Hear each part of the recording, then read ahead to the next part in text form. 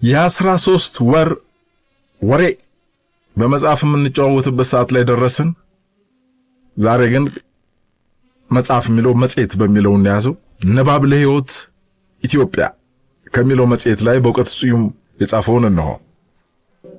ፈረንጆች ነፍ የንግግር ነጻነት አላቸው። ነፍ ግን በፈረንጅ ሀገር ሰው እርስ በርሱ አይነጋገርም። ኒውዮርክ ወይም ሎንዶን እዛ ውስጥ ባቡር ተሳፈር ምድረ ፈረንጅ አፉ ቤቱ ውስጥ ጥሎት የመጣ ይመስል እንደተለጎመ ተሳፍሮ እንደተለጎመ ይወርዳል። ልትናገር ስታቆበቆብ ካየ ፊቱን እንደ ቪኖ ጠርሙስ በጋዜጣ ውስጥ ይቀብራል። ለፈረንጅ ጋዜጣ ከጎረቤት የሚከልል የወረቀት ግድግዳ ነው። ብዙ አበሻ አሜሪካ ውስጥ እየኖረ እንግሊዝኛውን የሚያሻሽልበት ምክንያት ግልጽ ነው። ከማን ጋር ተነጋግሮ ያሻሽለዋል? ከጥቂት ዓመታት በኋላ ንግግር የሚባለው ነገር ጨርሶ ላለመቅረቱ ምን ዋስትና አለን? በመጀመሪያ ጥንታዊ ሰው በምልክትና በስሜት ይግባባ ነበር። ቀጥሎ ንግግርን ከባዶ ላይ ፈለሰፈ። ለሺህ ዓመታት ያክል ሲናገር ኖሮ ደከመው። ከጥቂት ጊዜ በኋላ ንግግር እንደ እንጥል መቁረጥ የሚወገድ ይመስለኛል። የሰው ታሪክ ዑደት ነው፣ ወደ ተነሳበት ይመለሳል። በተቃራኒ ኢትዮጵያ ውስጥ ግን እግዚአብሔር ይመስገን ሰው እንደ ጉድ እርስ በርሱ ይነጋገራል። ባለፈው እኔና ሙኡዝ ከ4 ኪሎ ሚኒባስ ተሳፍረን ወደ ውሃ ልማት እየመጣን የባጤ ቆጡን እንቀደዳለን። አድዋ ድልድይ ስንደርስ አንድ ተሳፋሪ ገባና ገና ሙሉ ሰውነቱ ሚኒባስ ውስጥ ገብቶ ሳያልቅ አሁን በተናገራችሁት ላይ ለመጨመር ብሎ ባልተናገርነው ላይ መጨመር ጀመረ። እኔና ሙኡዝ የመናገር ነጻነት ሰጠነው። በደጉ ዘመን የኢትዮጵያ ሕዝብ ያገኛትን ተካፍሎ በልቶ ይኖር ነበር። አሁን ግን ያገኛትን ተካፍሎ ያወራል። አይጉድ አይጉድ አይጉድ ጉድ! የአዲስ አበባ ታክሲ ወያላ ከሹፌሩ ጋር ያወራል። ሹፌሩ ስልክ ሲይዝበት በመስኮት ራሱን አውጥቶ ከጎረቤት ታክሲ ወያላ ጋር ይተራረባል። በስነ ልቦና ሳይንስ ማውራትና መደመጥ ከሕክምና ይቆጠራል። በሳይንሱ ወሬኛ ማህበረሰብ ጤነኛ ማህበረሰብ ነው። ኢትዮጵያ ሀገሬ የ13 ወር ወሬ ኩራት ይሰማኛል ከአንቺ መፈጠሬ። ሀገር ሰው ብሶቱን ጋዜጣ ላይ ይጽፋል። መንግስት አቤቱታውን ሰምቶ ማሻሻያ ያደርጋል። የፕሬስ ነጻነት ይህ ነው ትርጉሙ። እኛ ሀገር ምንድን ነበር የሚደረገው? በጦቢያ ጋዜጣ ላይ ህዝብ መንግስትን በደልከኝ ብሎ ይወቅሳል።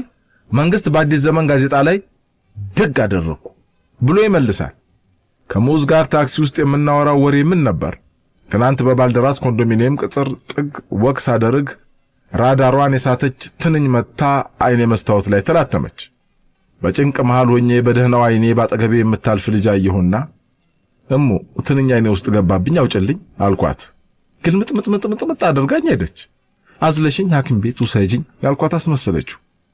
ሙኡዝ አድምጦ ሲያበቃ ልጅቷ ቆንጆ ነበረች አለኝ።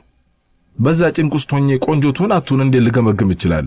ጾታ መለየት የቻልኩትም ምን ሆኜ ነው አልኩት። ግዴለህም ቆንጆ ናት። ቆንጆ ሴቶች ሁሉ ነገር ለከፋ ይመስላቸዋል። ኑሯቸው በጅንጀናና በለከፋ የተሞላ ስለሆነ የሆነ ጊዜ ላይ ከጅንጀና ውጭ ያለውን ዓለም ይረሱታል። እኔ ራሴ ባለፈው ይልማ ስጋ ቤት ለብቻ 1 ኪሎ አዝዤ ቆርጣለሁ። መቼም የዛሬ ጊዜ በሬ የጫት ገረባ እየበላ ስለሚያድግ ስጋው ኮብልስቶን ነው። አንደኛውን ጉማጅ እንደምንም ዋጥኩ። ሁለተኛውን ጉርሻ ሄዶ ደረቴ ላይ በተጠንቀቋም። አበሻ ብቻውን የማይበላበት ምክንያት ይገባኛል። አበሻ ብቻውን የማይበላው ጉርሻ ደረቱ ላይ ሲቆም ጓደኛው ፈርስት ኤድ እንዲሰጠው ነው። እና ውጭ ነፍስ ግቢ ነፍስ እየተናነቅኩ ዞር ስል አንድ ምን የመሰለ ጡት ያስቀደመች ምን የመሰለ ስቴፓ ያስከተለች ችክ ዱቅ ብላለች። አይ ሙኡዝ በጣረሞት ላይ ሆኖ እንኳን ስቴፓ የሚመለከትበት ጽናት አላጣም። እናልህ እጄን ወደ ደረቴና ወደ ጀርባዬ እየጠቆምኩ ስጋ አንቆኝ ስጋ ጀርባዬ የምችልኝ የሚል ምልክት አሳየኋት። እየተሽኮረመመች ወደ ሳህኗ ቀረቀረች። ቢሃይንድ ሺ ያምራል ያልኳት ነው የመሰላት። ዝነኛ ወንዶችና ቆንጆ ሴቶች መቼም ሲፈጥራቸው የመጨረሻ ሰልፍ ሴንተርድ ናቸው። ምድር ዛቢዋን ትታ በእነሱ ዝናና በእነሱ ቁንጅና ዙሪያ የምትሾር ትመስላቸዋለች። እኔ በዛ ሰዓት መተንፈስ አቅቶኛል። ገባህ እምልህ ምድር እንደ ዲሽ ሳህን ተገልብጦ ይታየኛል።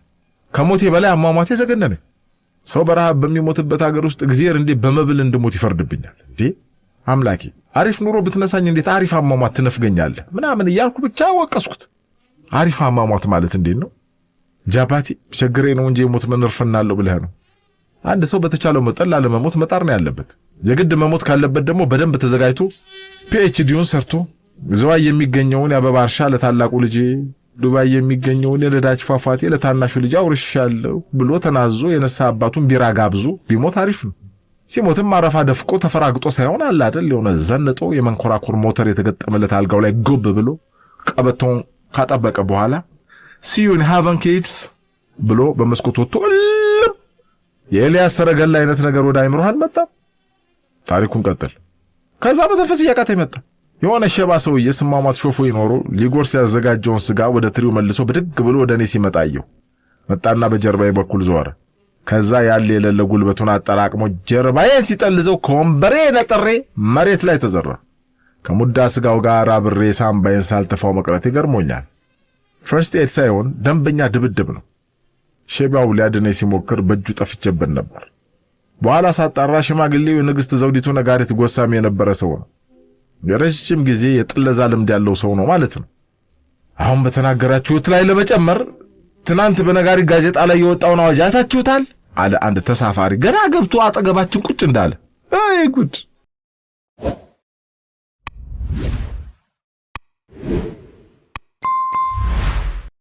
ምላጭ የማይሰሩ ምላጮች። የመጽሐፍ ጨዋታችን ቀጥሏል። መኩሪያ መካሻ ጸሐፊው ነው። በምርጫ ሰሞን ተመራጮች ደግ ይሆናሉ። እንዴት ደግ አይሆኑ? መራጮች ተስፋ ያደርጋሉ። እንደ ተመራጮች ግን በተስፋ እሳት የሚቃጠል የለም። ያን ሰሞን ተመራጮች ትንፋሽ ያጥራቸዋል። ተመራጭ መሆን ደስ ይላል። ደስ ይላል ተመራጭ ነው። ክራቫት አስሮ መደስኮር ኩራት ነው። በህዝብ ስም መማል ያጓጓል።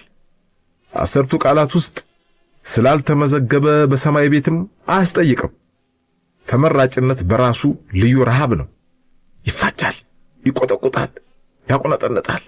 ወስፋት እያገላበጠ ሆድ ያጮሃል። አእምሮት የሚበርደው ምሱን ሲያገኘውና አረ ምርጫ ይኑር። ምርጫ ካለ ላላላላ ወፍራም ደሞዝ አለ፣ ንጹህ አፓርታማ አለ፣ እንደ ውሃ ግን በውሃ የማይፈስ መኪናም አለ። ሁሉም ይኖራል። በተለይ በህዝብ መመረጥ ጥቅም ነው። ተመራጭነት የሞቀ ወንበር ነው። ተሽከርክሮ ያሽከረክራል። ወንበር ብቻ ሳይሆን ስምንም ለመለወጥ ይጠቅማል። ከምርጫ በኋላ እድሜና ዕውቀት አይታሰቡ። ክቡር የፓርላማ አባል፣ ክብርት የፓርላማ አባል የሚለው ይሰፍናል። ክቡር ከሌ እንዳሉት እየተባለ በየጋዜጣው ይጻፋል። ተመራጩ ቢሞት እንኳን ክቡር የፓርላማ አባል ደከመኝ ሰለቸኝ ሳይሉ በትጋት ለህዝብ ያገለገሉት በተወለዱ በ30 ዓመታቸው ከዚህ ዓለም በሞት ተለዩ ተብሎ ይነገራል። መራጩ በተራው የተከበሩ የፓርላማ አባል እያለ ማመልከቻውን ይጽፋል። አንዳንድ የፓርላማ ስልጣኖች ረዘም ይላሉ። እከሌ የፓርላማ አባልና የውጭ ጉዳይ ንዑስ ኮሚቴ ምክትል ሊቀመንበር ይሆናል። ስለዚህ ሰው ከአያቱ በላይ በማይጠራበት ሀገር ተመራጭነት ያስደስታል። የተመረጠ በለጠ ነው ወዳጄ። ህግ እንኳን አይደፍረው። ወንጀል ሰርቶ እንኳን ቢገኝ ቤቱ በፖሊስ አይበረበርም። ቆመጣ አያርፍበትም። ያዘው የሚል ትዕዛዝ አይቆረጥበትም። እንደ ተመራጭ ልዩ ነገር የት ይገኛል? የተመረጠ ይግደለኝና ህዝብ ከፈቀደ ህዝብ ከጠቆመ ኮሌጅ መበጠስ ምን ፈይዶ? የተመረጠ ይግደለኝ ምን የተማረ? በምርጫ ሰሞን ተመራጮች ስራ ይበዛባቸዋል። እንዲያውም ከፍተኛ ጫና ያለባቸው በዚያ ሰሞን ነው። በህይወት ያሉና የሌሉትን ዘመዶቻቸውን ያስታውሳሉ። አይ ከሌ ቢኖር ስንት ሰው ባስፈረመ እስከ ማለት ይቆጫሉ። ለዘመድ አዝማድ ስልክ መደወል ይበዛል። በውድቅት ሌሊትም ቢሆን ከመደወል ወደ ኋላ አይሉ። የስልክ ደብተሮች ስራ ይበዛባቸዋል። ዘመድን ይቀርባሉ። የሰፈር ጎረምሶችን እጅ ነሳሉ። ወጣት ሽማግሌውን በሰላምታቸው ያሰለቻሉ። ለሰፈር ህፃናት ከረሜላ ገዝተው እንካ እስከ ማደል ይደርሳሉ። ደርሶ ቸር ይሆናሉ። አይ ተመራጭ፣ አይ በላባይ። ዳግም እንደ ክሊንተን ለመመረጥ ያሰፈሰፉት ደግሞ የህዝቡን ስስ ብልት እናውቃለን ይላሉ። እውነትም ስስ ብልታችንን ያውቁታል። በተለይ ስስ ብልት በማወቅ ረገድ በስደት የቆዩት ፓርቲዎችና ግለሰቦች የተካኑ ናቸው። ባለባበስና ባሽሙር ንግግር የሚችላቸው የለም። ቀብረር ማለት ያበዛሉ። የእንግሊዝኛ ቃላትን ይቀላቅላሉ። የአሜሪካንን ዲሞክራሲ በምሳሌነት ያቀርባሉ። የአውሮፓ ህብረትን ውህደት ተምሳሌታቸው ነው። 300 የፓርቲ አባል ይዘው ጉራ ይነዛሉ። ስልጣን ስጡን እንጂ ኢትዮጵያን እንገለባብጣታለን እስከ ማለት ይደርሳሉ። በውጭ ቆይታቸው ግን ሀገሪቱን የሚጠቅም አንድ ሙያ እንኳን ይዘው አይመጡ። ምላጮች ቢሆኑም ምላጭ መስራት እንኳን አይችሉም።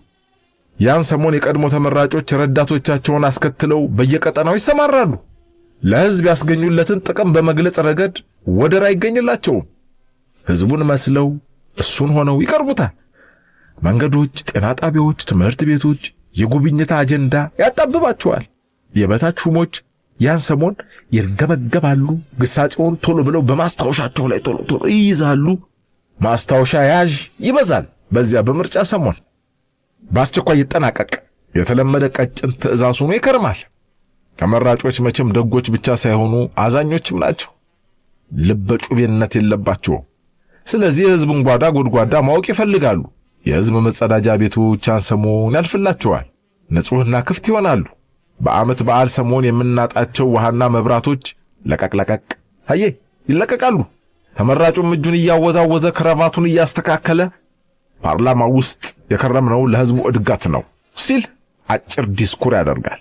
አጠገቡ የቆመ ሁሉ ጭንቅላቱን ይነቀንቃል። ዋውፓ! ባልታሰበ ፍጥነት ጭብጨባ ይነክሳል። ጭብጨባው ማቋረጫ አይኖረውም። አድምጡኝ ወገኖቼ፣ እኔ ብመረጥ የሚጠቀመው ማን ይመስላችኋል?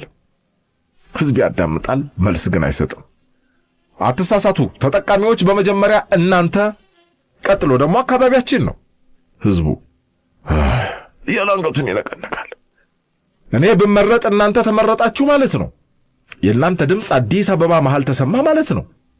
ታዲያ እኔ አሸንፌ አዲስ አበባ ካልገባው እናንተን የሚያስታውስ ማን ይሆናል? ሕዝብ ይታዘባል፣ ሕዝብ ያዳምጣል፣ ሕዝብ ይመዘግባል፣ ግን አይጠይቅም። ከዚህ ዲስኩር በኋላ የሚከንፉ መኪኖች ውስጥ ሆኖ እጅ እያወዛወዙ ሰፊውን ሕዝብ በእንባ መለየት ነው። ሕዝብን ሲለዩት እንዴት ያሳዝናል ወዳጅ። ተመራጮች በምርጫ ሰሞን የማይገቡት ቃል የለም። ከግል ካዝናቸው ተገንዘብ እያወጡ ለሕዝብ የሚገነቡ ይመስል ደርሶ ለጋስ ይሆናሉ። ሕዝቡ ሁሉ የማይጨበጥ ጉም ይረጫሉ። ለሕዝቡ ሁሉ የማይጨበጥ ጉም ይረጫሉ። ትምህርት ቤት፣ ጤና ጣቢያ፣ ወፍጮ በየሰፈሩ፣ ውሃ በየጓዳው፣ መብራት በየራስጌው ይዳረሳል። በ5 ደቂቃ የቃላት ስፖርት ኢንፍራስትራክቸር ይዘረጋል። ወንዝ በሌለበት ድልድይ የሚገነቡ ቃላት አስገራሚዎች ናቸው። አንድ ቀልደኛ በምርጫ ሰሞን የቀለደውን አስታወስኩ። ድልድይም እሰራላችኋለሁ አለ አንድ ተመራጭ። ሕዝብ ደግሞ አረኛ እኮ ወንዝ የለንም ሲል አኩተመተመ። ወይ ታዲያ ምን ችግር አለው? ወንዙንም አስገባላችኋለሁ። አይ ጨዋታ! በምርጫ ሰሞን አደባባዮች ያስደስቱኛል። ግድግዳዎች አይኔን ይስቡታል። ምክንያቱም በተመራጮች ስለሚያምሩና የሚደምቁ በመሆናቸው ነው።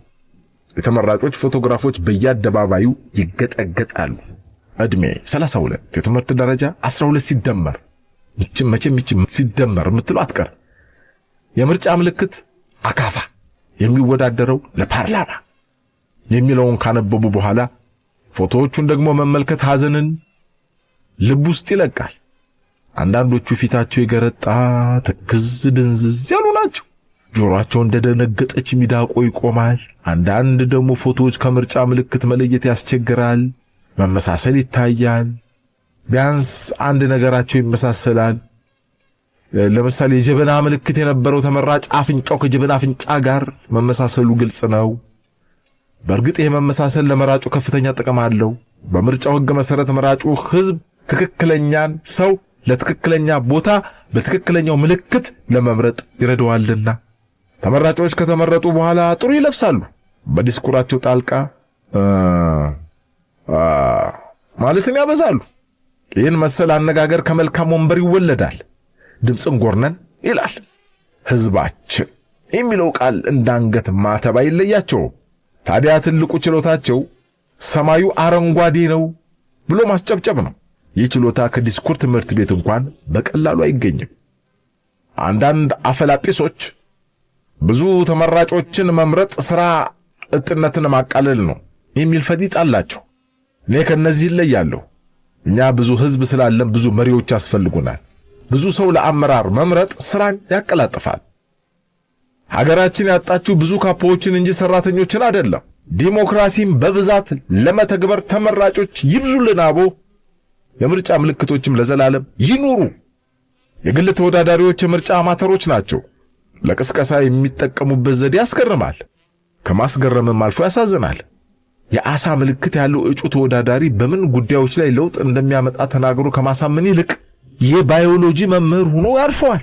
አሳ ትምህርት እንደሚገልጥ ለአእምሮ ብልጽግና ያለው ድርሻ ይነግረናል። በእርግጥ የሰው አሳ የሚመገበው ሰርክ ሳይሆን በሁዳዴ ብቻ ነው። አንዳንዱ ደግሞ የኤሌመንተሪ የግጥም ደብተሮቹን አገላብጦ ለውድድር የገባ ይመስላል። የተሰጠውን ጊዜ በግጥም ጨርሶ አካፋ ነኝ ምረጡኝ ሲል ማሳሰቢያ ይሰጣል። አንዴ ድሬዳዋ ውስጥ ያገኘኋት ተመራጭ ሆድዬ ግን ከሌሎች ተመራጮች የተለየ አቀራረብ አላት። ሆድዬ ነኝ ምረጡኝ አብረን እንበላለን ትላለች። ሌላው ተመራጭ ደግሞ በቴሌቪዥን መስኮት ብቅልና ዲስኩሩን ከሰውነት እንቅስቃሴ ጋር ያቆራኛል። ከፊት ለፊቱ ባለው ካሜራ ቆራጭ ላይ እጁን እያወዛወዘ ይደነፋል። ጥሩ አክተር መሆኑን ማንም ይመሰክራል። ብሔራዊ ቲያትር ቤት ክፍት የሥራ ቦታ ቢገኝለት የክላሲካል ቲያትሮች መሪ ተዋናይ እንደሚሆን መገመት አያቅትም። እንደ እውነቱ ከሆነ ግን እርግጫም የሚቃጣው እጩ ባለፈው ሰሞን ምርጫ ታይቷል። አረ የሰው ቴሌቪዥንን ሊሰብርብኝ ነው መሰለኝ ብዬም ሰግቻለሁ። እንደዚህ አይነቱ ሰው ቢመረጥ ፓርላማው መሃል ብጥብጥ ላለመፍጠሩ ቡጢ ላለመሰንዘሩ ምንም አይነት ዋስትና አይኖርም። ካልተመረጠ ደግሞ ምክንያት መደርደሩ ያለ ነው። ምርጫው ነፃና ፍትሃዊ አይደለም ሲል በየጋዜጣውና በየባንኮኒው ላይ ቁጭቱን ይገልጻል። ድሮም መንግስትን ለማጀብ ነበር ሲል ድክመቱን መከረኛው ድርጅት ላይ ይለጥፋል። ስህተቴ ምን ነበር ማለት አልተለመደም። ምክንያት መደርደር ይቀነዋል። እንደ ኢትዮጵያ ብሔራዊ የእግር ኳስ ቡድን። ለማንኛውም ምርጫ ለዘላለም ይኑር፣ ቢጠቅምም ባይጠቅምም